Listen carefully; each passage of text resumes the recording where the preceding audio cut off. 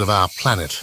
With their lush vegetation, abundant rainfall, and warm temperatures, among the most notable of these rainforests is the Amazon, a sprawling treasure trove of biodiversity in South America.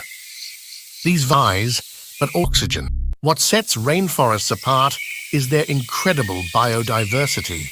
They house an astonishing array of plant and animal species, many of which are found nowhere else on Earth.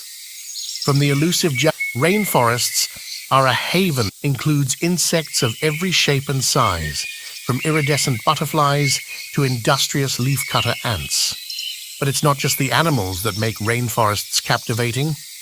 Its buttress roots reach for the sky, creating a multi-layered canopy that provides shelter for countless species. In realm, you'll find plants like the Titan arum, known for its enormous, foul-smelling flower, and the Amazon water lily, whose life.